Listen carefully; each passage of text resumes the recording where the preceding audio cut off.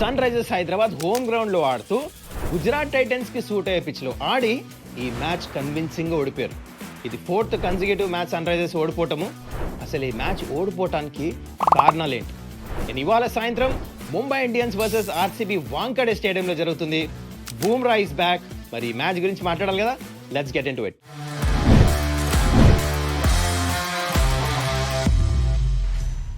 నమస్కారం, welcome to Suman's dugout. ఒకవేళ మీరు సన్ రైజర్స్ హైదరాబాద్ ఫ్యాన్ అయితే ఐఎమ్ షూర్ మీరు చాలా డిసప్పాయింటెడ్ ఉంటారు, ఉండాలి కూడా. అలాంటి పర్ఫార్మెన్స్ వచ్చింది. 4th కన్సిక్యూటివ్ మ్యాచ్ ఓడిపోతున్నారు SRH, bottom of the table.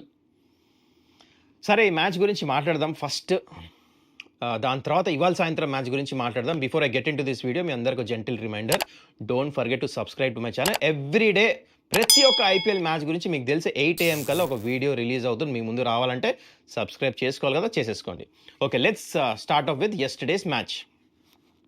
Sun Risers Hyderabad for strange reason black soil పిచ్లో ఆడారు.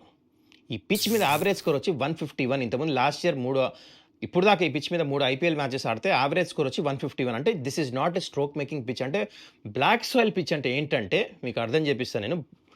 బాల్ పడిన తర్వాత ఎక్కువ బౌన్స్ అవ్వదు. రెడ్ సాయిల్లో ఎక్కువ బౌన్స్ అవుతుంది. ఫస్ట్ మ్యాచ్ ఆడారు పిచ్ అగైన్స్ రాజస్థాన్ రాయల్స్, అది రెడ్ సాయిల్ పిచ్. మీరు నన్ను అడగచ్చు, హోమ్ టీమ్ కదా మరి ఎందుకు ఆడట్లే, రెడ్ సాయిల్లో ఆడుకోవచ్చు కదా అని. ఇదే నాకు కూడా అర్థం కాదు. బికాస్ ఫ్రాంచైజీకి క్యూరేటర్కి ఒక రిలేషన్షిప్ ఉండాలి. అంటారు బీసీసీఐ కంట్రోల్లో ఉంటుంది పిచ్, వాళ్ళే ఇస్తారు అని చెప్పేసి. కానీ మోస్ట్ ఆఫ్ ద ఫ్రాంచైజ్ చూస్తే మీరు లాస్ట్ మ్యాచ్ క్యాల్కటా చూసారా, ఏం చేశారు? రఫ్ పిచ్ ఇచ్చారు, క్యాల్కటాకి సూట్ అయింది. ఆ అండర్స్టాండింగ్ ఉండాలి మీ క్యూరేటర్కి ఇంకా ఫ్రాంచైజ్కి. అంటే ఫ్రాంచైజ్ అంటే కోచ్ క్యాప్టెన్ క్యూరేటర్, ఈ కనెక్షన్ లేనిదే మీకు ఆ ఇంటెలిజెన్స్తో ఆడపోతే మీరు మ్యాచ్లు గెలవరు. అది నాకు కనపడలేదు. బ్లాక్ సాయిల్ పిచ్లో ఆడారు. బ్లాక్ సాయిల్ అంటే ఏదో సన్ రైజర్స్ హైదరాబాద్ బ్యాటర్స్ అందరూ వన్ వే ట్రాఫిక్, మీకు తెలుసు, స్ట్రోక్ మేకర్స్. వాళ్ళకి మంచి బ్యాటింగ్ పిచ్ కావాలి, అప్పుడు పెద్ద రన్స్ కొడతారు. ఎట్లా అంటే మన దగ్గర స్పోర్ట్స్ కార్ ఉంది కానీ రోడ్ మీద అన్ని గుంతలు ఉన్నాయి, ఎట్లా పోతుంది కారు? అట్లా అయిపోయింది స్టోరీ ఈ మ్యాచ్లో. ఎనీవేస్ బ్లాక్ సాయిల్ పిచ్లో ఆడారు. నాకు అప్పుడే కొంచెం డౌట్ వచ్చింది మరి ఎట్లా ఆడతారని చెప్పేసి. చూడండి, బ్లాక్ సాయిల్ పిచ్ అయినా అగ్రెసివ్ ఆడాలి మీరు న్యూ బాల్తో, ఎందుకంటే తర్వాత ఇంకా కష్టం అవుతుంది బ్యాటింగ్. అగ్రెసివ్ ఆడటానికి వెళ్ళారు, ఇద్దరు ఓపెనర్స్ అవుతారు. ఇద్దరు ఓపెనర్స్ మీరు నోటీస్ చేస్తే ఎయిర్లో కొడతానికి వెళ్ళి బాటమ్ ఆఫ్ ద బ్యాట్ తగిలింది. ఇక్కడ క్రెడిట్ సిరాజ్కి వెళ్ళి, ఎందుకంటే ధైర్యంగా ఆ లెంత్ వేసాడు కొట్టమని. నేను ఫాస్ట్ చేస్తా మీరు కొట్టమని ఫాస్ట్ చేశాడు. మంచిగా రిధంలో ఉన్నాడు సిరాజ్, ఆన్ ఫైర్. ఇద్దరు ఓపెనర్ని అవుట్ చేశాడు. నేను దాని తర్వాత ఇక్కడ ప్రాబ్లం వచ్చింది ఏంటంటే పిచ్లో బౌన్స్ లేదనగానే స్ట్రాటజీ చేంజ్ చేయాలి, చేంజ్ చేయలేపారు ఇక్కడ. ఇషాన్ కిషన్ మంచిగా ఆడుతూ ఈసారి డిటర్మైండ్ అనిపించాడు, రన్స్ కొడతాడు అనుకున్నా. కానీ తను కూడా షార్ట్ బాల్కి అవుట్ అయిపోయాడు అక్కడ పుల్ కొట్టి డీప్ ఫైనింగ్లో. Set back. ఇప్పుడు గేర్లు చేంజ్ చేశారు, రన్ బాల్కి వచ్చేసారు. ఇది నితీష్ రెడ్డి 30 కొట్టాడు రన్ బాల్. హెన్రీ క్లాసన్ చాలా మంచిగా ఆడుతూ ఉన్నాడు. ఇన్ఫాక్ట్ ఈ పిచ్ మీద మంచి 6 కొట్టాడు. కరెక్ట్ టైం ఇద్దరు ఇట్లా గేర్లు చేంజ్ చేసి యాక్సిలరేట్ చేసే టైంకి క్లాసన్ అవుట్ అయిపోయాడు. సాయి కిషోర్ చాలా మంచిగా వేస్తున్నాడు చూడండి, bowling left arm pace vary చేస్తూ అక్కడ ఇటు యాంగిల్స్ వేరీ చేస్తూ ఫాస్ట్ వేసాడు. హెన్రీ క్లాసన్ అదే బాల్ 6 కొడతాడు జనరలీ. స్కిడ్ అయింది, బాల్ లో అయింది, బోల్డ్ అయిపోయాడు. నితీష్ కూడా రాంగ్ టైంలో అవుట్ అయిపోయాడు. అప్పుడు దాకా సెట్ అయ్యి అక్కడ నుంచి నితీష్ మంచిగా ఆడినంతసేపు టైం తీసుకున్నాడు, కానీ కంపన్సేట్ చేసే టైంలో నితీష్ అవుట్ అయిపోయాడు. అక్కడ షార్ట్ బౌండరీ ఉంది నితీష్కి, కరెక్ట్గా అక్కడ కొట్టాడు కానీ మిస్ టైం అయింది. మిస్ టైం ఎందుకు అయింది? Black soil pitch again bounce తక్కువైంది. బ్యాట్కి ఇక్కడ తగలాల్సింది, బ్యాట్కి ఇక్కడ తగిలింది ఇన్సైడ్ హాఫ్, అందుకనే క్యారీ అయిపోయింది ఫీల్డర్కి. నితీష్ గాన్. దాంతో అనికేత్ వచ్చాడు. అనికేత్ యాక్చువల్లీ చాలా మంచిగా ఆడుతూ ఉన్నాడు. అండ్ లాస్ట్లో సిరాజ్ వచ్చి మళ్ళీ 2 వికెట్లు తీసుకున్నాడు. కానీ స్పెషల్ క్రెడిట్ ఏంటంటే ప్యాట్ కమిన్స్కి. ప్యాట్ కమిన్స్ ఎంత మంచిగా ఆడాడు బ్యాటింగ్. తనేదో వేరే పిచ్లో బ్యాటింగ్ చేసాడు నిజంగానే. లాస్ట్లో 18-19 రన్స్ వచ్చినాయి. ప్యాట్ కమిన్స్ క్విక్ ఫైర్ 20 కొడతాం వల్ల అట్లీస్ట్ 152కి చేరుకున్నారు, లేకపోతే ఆ స్కోర్ కూడా వచ్చేది కాదు పిచ్ మీద. ఎనీవేస్ 152 అనుకుని అట్లీస్ట్ ఫైట్ అయితే చేస్తారు, ఎందుకంటే పవర్ ప్లేలో 2 వికెట్లు తీసుకున్నాడు. షమి 1 వికెట్ తీసుకున్నాడు, కమిన్స్ 1 వికెట్ తీసుకున్నాడు. అది కూడా సాయి సుదర్శన్ వికెట్ దొరికింది షార్ట్ బాల్ వేసి. ఫర్ ది ఫస్ట్ టైం ఐపీఎల్లో సింగిల్ డిజిట్లో అవుతాడు. అండ్ బట్లర్ వికెట్ కూడా దొరికింది. మ్యాచ్ ఈజ్ ఆన్ అని చెప్పేసి అనుకున్నా. అయితే ఇక్కడ పెద్ద మిస్టేక్ జరిగింది. అదేంటంటే సిమర్జిత్ సింగ్ని ఫస్ట్ ఆఫ్ ఆల్ ఈ మ్యాచ్ ఆడిపిస్తాం. మనం ఇది ప్రివ్యూలో కూడా మాట్లాడుకుందాం. So I'm not harsh on Simarjeet Singh, is a talented fast bowler, మంచి ఫాస్ట్ బౌలర్. కానీ ఈ కండిషన్స్కి తన టైప్ ఆఫ్ బౌలింగ్ సూట్ అవ్వదు. ఈ పిచ్లో ఆడతాము, ప్లేయింగ్ 11 అయితే మార్పులు చేశారో స్ట్రేంజ్. ప్యాట్ కమిన్స్ అంత మంచి క్యాప్టెన్, కానీ ఈ మ్యాచ్లో కోచ్ క్యాప్టెన్ ఇద్దరితో మిస్టేక్స్ అయింది, ఒప్పుకోవాలి. మీరు కూడా ఒప్పుకుంటారు. వాట్సాప్ వ్యూ కింద కామెంట్ చేయండి. అయితే బ్యాటింగ్ అప్పుడే వచ్చేసాడు సిమర్జిత్ సింగ్. నాకేమనిపించింది రాహుల్ చహర్‌ని పంపియాల్సింది. ఎందుకు బ్లాక్ సాయిల్ పిచ్‌లో అవుతుంది. రాహుల్ చహర్ ప్లస్ జీషాన్ ఇద్దరు మిడిల్ ఓవర్స్‌లో వికెట్ టేకింగ్ బౌలర్స్. పెద్ద మిస్టేక్. ఆల్రెడీ ముగ్గురు ఫాస్ట్ బౌలర్స్ ఉన్నారు. ప్యాట్ కమిన్స్, జయదేవ్ ఉన్నట్టున్నాడు. అండ్ మొహమ్మద్ షమి ముగ్గురు ఫాస్ట్ బౌలర్స్ ఉండగా మళ్ళా నాలుగో ఫాస్ట్ బౌలర్ ఎందుకు? స్పిన్నర్స్ కదా కావాల్సింది. అంటే కమిండు మెండిస్ మీద, ఇంకా అభిషేక్ శర్మ మీద, జీషాన్ మీద, వీళ్ళ ముగ్గురు మీద జీషాన్ ఓకే ఫైన్ నమ్మకం పెట్టుకోవచ్చు. కానీ వీళ్ళిద్దరి మీద ఎక్కువ నమ్మకం ఉంది. They are part time bowlers. Kamindu Mendis is not a regular bowler. Wicket taking కాదు, బ్యాటింగ్తో పాటు బౌలింగ్ వేస్తాడు. Abhishek Sharma also same. వీళ్ళ మీద నమ్మకం పెట్టుకోవటం వల్ల బ్యాక్ ఫైర్ అయిపోయింది. అండ్ సరే ఆడిపిచ్చారే అనుకోండి తిన్ని సిమర్జిత్ సింగ్ని. బౌలింగ్ ఎప్పుడు ఇవ్వాలి? పవర్ ప్లే తర్వాత, ఎప్పుడైతే ఇంపార్టెంట్ ఫీల్డర్లు వెనక ఉన్నప్పుడు సేఫ్ టైంలో తనకు బౌలింగ్ ఇవ్వచ్చు. అది కూడా ఒక గేమ్ ప్లాన్ ప్రకారం యార్కర్స్ అయ్యి బ్యాక్ ఆఫ్ ద లెంత్ అని చెప్పేసి కరెక్ట్గా తెచ్చి 6th ఓవర్ ఇచ్చారు.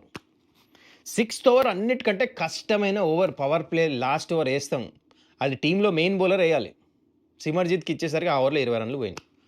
దొరికింది ఇదే ఛాన్స్ అని చెప్పేసి వాషింగ్టన్ సుందర్ సన్ రైజర్స్ కింద ఎప్పుడు పర్ఫార్మెన్స్ చేయలే కానీ వచ్చి గుజరాత్ టైటన్స్కి ఫస్ట్ మ్యాచ్ డెబ్యూలో ఇట్లా మంచి పర్ఫార్మెన్స్ చేశాడు. అదే ఓవర్ కొట్టేశాడు 20 ఓవర్లో. మ్యాచ్ మొమెంటం మొత్తం షిఫ్ట్ అయిపోయింది.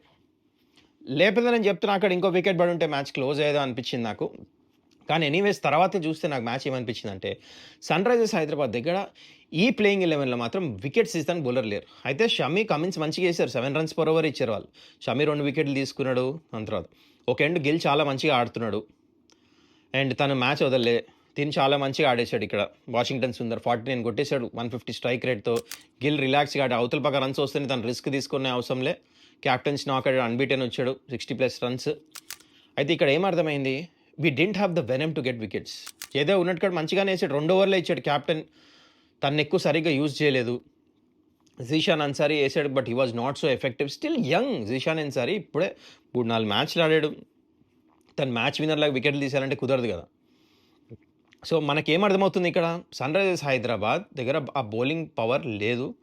అండ్ ముందు చాలా చేంజెస్ చేయాలి, లేకపోతే ఇదైతే ఇంకా కష్టం. ఇక్కడ నుంచి టేబుల్ నుంచి పైకి రావాలి అంటే చాలా కష్టం. ఫస్ట్ క్యూరేటర్తో మంచి రిలేషన్షిప్ మెయింటైన్ చేయాలి. దాని తర్వాత ఏంటంటే we need that correct right kind of pitch మనకి సూట్ అయ్యేది. అది ఆడలే. ప్లేయింగ్ 11 సరిగ్గా లేదు. అండ్ స్పిన్నర్స్ని తీసుకురాలే. బ్యాటర్స్ గేర్లు చేంజ్ చేయాల్సింది. రైట్ టైంలో సెట్ అయిన తర్వాత వికెట్లు పడిపోయినాయి. సరైన షాట్స్ ఆడలేపారు.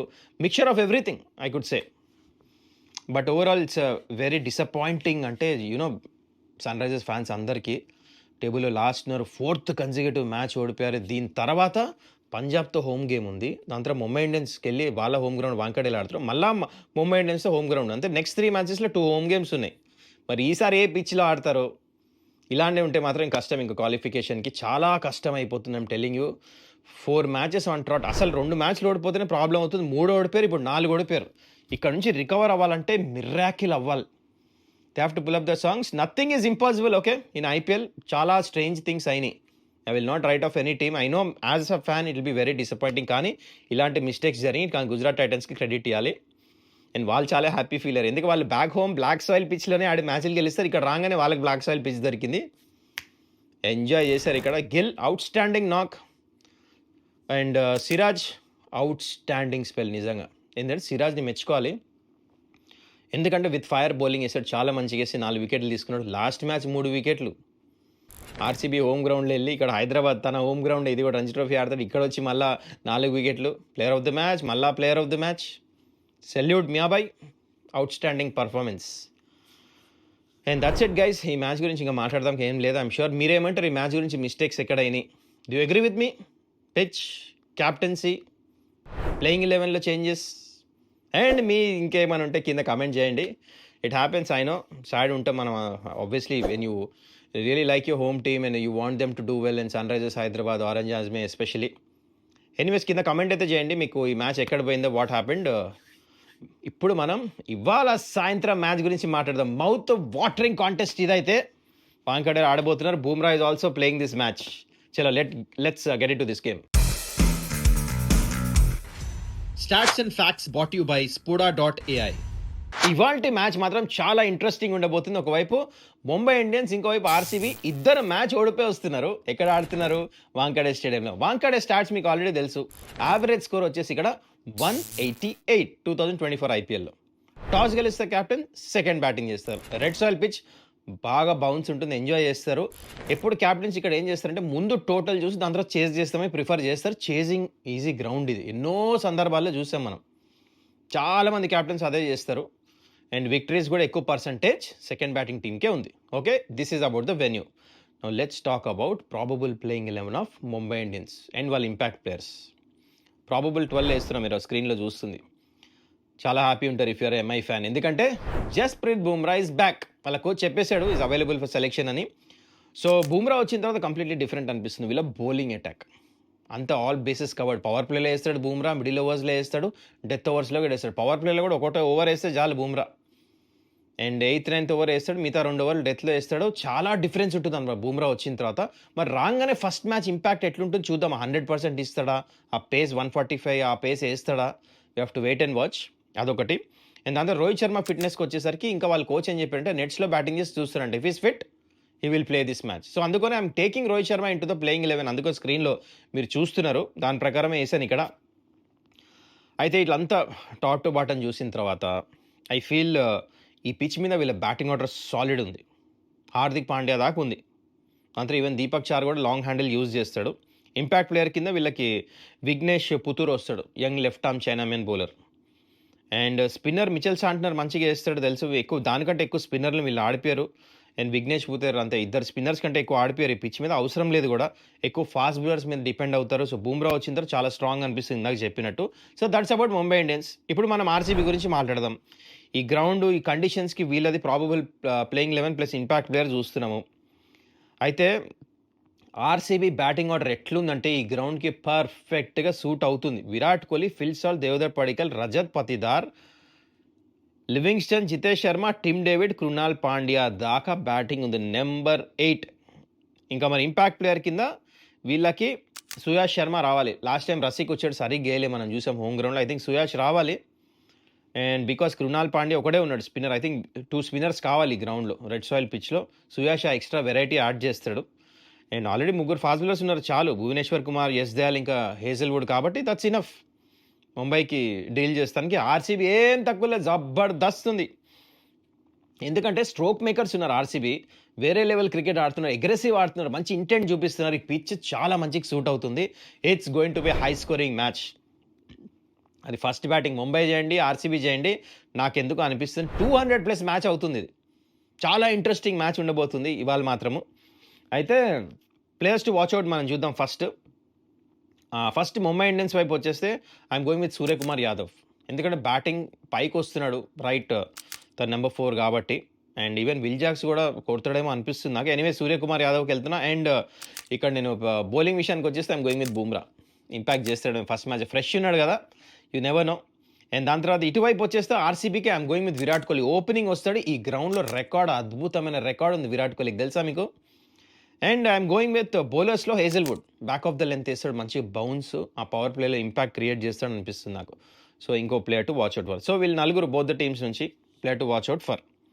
అండ్ గేమ్ ప్లాన్స్కి వస్తే I think Mumbai Indians bowling మీకు తెలుసు కదా, అప్ ఫ్రంట్ వికెట్స్ గురించి చేస్తారు, బాల్ని స్వింగ్ చేస్తారు ఇక్కడ వీళ్ళు బాగా.